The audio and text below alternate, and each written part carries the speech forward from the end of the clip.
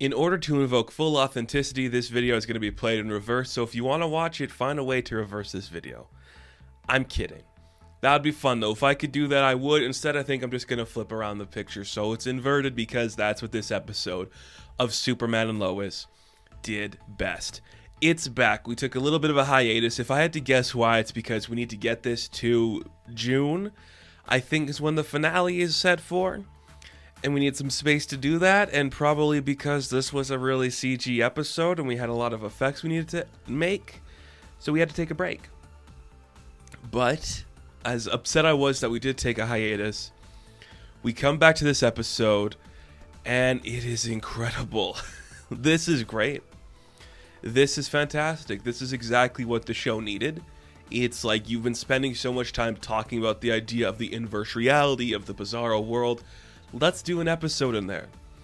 Every Superman on television at some point is going to have their Bizarro. This is the best one. I'm not going to be talking about the episode in order. I'm trying just to think of like the perfect way to talk about it. There are events I want to speak on, and I just think it's a really fascinating episode that did some really great stuff. First off, it is all in Bizarro World. And how do you know we're in Bizarro World? We do the oldest trick in the book to show you this is a different reality and these characters are different.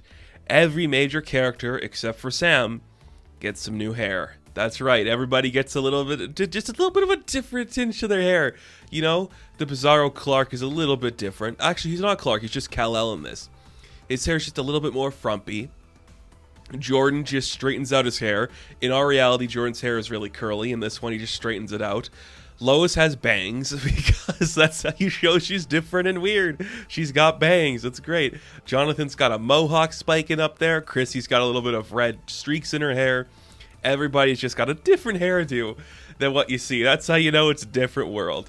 And this is a great trick that they play throughout the episode, is that to show you that we're in an inverse world, we literally flip every single scene and set design in the opposite direction. So when we're looking at the classic Kent farm, it's filmed at a different angle than we normally see. When we walk in the house, the staircase is on the other side of the room. When we walk into the kitchen, everything's on the opposite side of the kitchen. Everything is just framed and set up where it's opposite, where we literally like reverse the shot.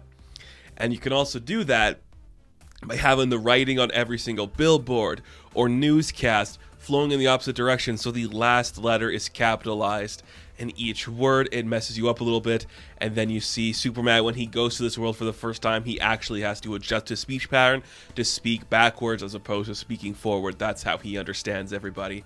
That's cool. It's a square Earth. It's actually a cube. Everything's cubed. They're playing billiards with cubes. The sun is a cube. Everything is cubed. I love it. That's what you need to do. That looks so great, and it is such a fun thing to see. And this episode, it actually gives you some time in this world where we see the events of what's happening, and it's really cool. It starts with our Clark coming there. He goes to the farm because he thinks that version of John is helping him. We find out later that version of John is actually a villain, and he's working with Allie, and it's really cool. But we also just get like the backstory to this world, and it's very fascinating. So Kal-El is like a public figure. He is just like endorsing himself. He's like, look at me, I got a sneaker deal. Everybody wants to get in on some of this super magic. I'm doing some great stuff. He's got his wife and kids. They're all happy to an extent. But Kal-El is so distracted by taking pictures of press, he doesn't see a man who is falling from a skyline. And that's when we learn that John has powers, and John becomes Jon-El. And basically, we establish that he's like the next generation of superhero. He doesn't want to be called Superboy, even though he's dressed like Superboy. And he just becomes a hero in his own right. And this sets up the spiraling, I should say, of this man becoming the young version of the hero his father is. I love that he literally becomes his father. The brand deals, the endorsements, becoming the public figure, but he's all about the next generation, where it's like, what my pops did is wrong and he didn't do it right. I love that he calls everyone Pops and Gramps, because that's so 90s. It's so 90s and silly. I adore that. And he's just like, I don't know if this Alley girl's cool, but his girlfriend takes him over to her, and he suddenly drinks the Kool-Aid, and he becomes a member of her quartet. And I'm like, that's kind of fun. Interesting idea to play with. I do like that. It's just great. It is just great. And in these scenes, Tyler really gets to have fun. because as soon as Jon leaves, he spirals, and you just see that Kal-El is losing it. Lois leaves him, she takes Jordan, and they go away. And you get a great scene where it's emulating the scene we saw earlier on in the first season, where she's like, you have to be here for your kids. Your sons need you. But I'm not saying don't be a hero. I'm just saying you have to be here for your sons because we need you here. Like, that was a big thing in the first episode of the show. And now in the Bizarro world, we're seeing that exact storyline emulated. But this time, Jon has ran away from home and joined a cult. And Tyler is so great in this. Him and Bitsy play off each other so well. And he's just... Because you don't see him go unhinged. And he's not going unhinged here. He's just taking kryptonite to basically use his performance-enhancing drugs. And he's just screaming at her like, I'm a hero. I saved the world. That's what I do. You're going to take that away from me? And she's like, no, I'm just telling you. People need you here too. Very much the first season. It's so good. It is great, and we see he becomes to look like his Bizarro, like the Bizarro we know, because he's taking kryptonite and it's affecting him and destroying him, and essentially turning him into a monster. It's brilliant because I get it. You can't do like your classic Bizarro world where everything's weird and crazy, but you can do it like this. We also see that him and Tal-Ro in this universe, they're buddies. They're actually brothers. They're at like a bar in Smallville. Tal-Ro meets Lana. He marries Lana, they get married, and that is kind of how he drinks the Kool-Aid to go work with Allie, showing that divide. But later on in the episode, you see he's not really sold on that event, so he's actually going to go against his wife and help his, not his brother, but his brother from another universe break free. It's really impressive. I am super impressed with this, and it's the thing that I know we are in like the golden age of superheroes and comic books on television and stuff. It's one of those things, like this episode is just one of those moments. You sit back, you look at everything you're seeing, and you're like, how did we get here? It's amazing we got here. Like, there's something about this that you don't expect to happen. Like, it's Superman on television, he's in the Bizarro world, and it's cohesive, and it makes sense, and they're not shying away from the fact that it is Bizarro. Like, yeah, it's not like the dumb monster who can't speak right. Everything is backwards. Their letters are backwards. Their vocal speeches are backwards. It's really impressive. We also see in this universe that Anderson showed up, our Anderson showed up, and instantly he sees what Allie is planning, and he's like, I cannot be associated with this.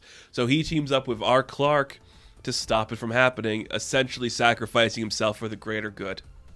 It leads to such a great moment where even after everything he does, Clark is like, I still want to save you. You should know me by now that no matter what you've done, I want to save you. And Anderson's like, I cannot believe you. That's it. That is it. That you see a moment like that, and you're just like, this is why Tyler's Superman needs to meet Pattinson, because those two would literally be the world's finest. It is such a powerful moment, and I seriously adore it. It was so incredible. I love that a lot. And you see Anderson just notices, okay, Clark has this family. This is why he's doing all the things he does. It's great. It leads to a big fight. It's a Kent farm. Pretty cool. I do like it too, that we just put like a tint or like a color grade over the farm to make it look different. We don't actually have to do anything special to change that. Big fight of some Kryptonian powered people. Very fun, but it ultimately leads to the ending we saw in the last episode, where this version of Jonathan shows up to the actual event that is our timeline, and he's going to do something bad. We also see that Superman is going after him, and it's very cool. You're like, okay, hopefully he can make it. If he doesn't, I won't be surprised by that at all. And you see that the alleys actually merge, which you're like, okay, what is that going to mean? How is that going to affect anything? Hopefully it leads to some really good storytelling. It's very fascinating what they're doing here. And again, I don't know if it's 13 episodes or 15 episodes. I think it's 15 because we have to get to June, I think. It's very, very impressive. Like what they managed to do here. Turning this into a proper narrative. Giving us a fully fleshed out world that is the opposite of ours in every way. Where our Superman does not want to be a commercial property, this Superman decides he should be. Where Jordan in our universe gets the powers, it's Jon in this one, and he goes to the dark side. when our Jordan goes to the light side for the most of it, even through all the hardships he's been a part of. It's very smart and very cool. It's so impressive, and it makes for great television. You're just seeing, this is it, man. This is the golden age of Superman on television. It's so cool. It is so powerful just to see him try to do the right thing, try to be the hero. It's great. It's just so great. And I cannot believe we are here. I'm super, super impressed with this show. Everything it does has blown me away. I just cannot get over the hair. Like, that is such an easy way to show you we are in such a new world. I was talking to somebody on Twitter about this, and you just look at Jordan, and he just straightens his hair. It is so 2000s. It's so early CW. Just that punk emo phase. It is amazing. I really hope he wasn't wearing a wig and that he just had to straighten his hair for the role, because it is so silly. I adore it. It looks so fun. And Bitsy, my goodness. Bitsy is wearing some incredible stuff in this episode. I don't know why. Her with bangs is something special, let me tell you. I love Elizabeth, and she is just fantastic in this, too. Everybody is great. I love it. I love it. This is what you do. Superheroes, we do an adventure in Bizarro world. We learn the secrets of this world, how they're Jonathan when evil, how everyone's coming together. Then we go back to our regular world where we see a Jonathan with powers potentially fighting a Jordan with powers. That's going to be pretty fun to see. Hopefully that becomes something special too. So that is going to do it for this review of Superman and Lois. Thank you guys so much for watching this video. Be sure to like and subscribe to the channel. As always, you can check me out on Instagram, TikTok, and Twitter. And as always, I will catch you in the next one. Good luck, stay safe, have fun. Huh? I reversed it there. If you made it this far, you'll know that's not how I normally say it.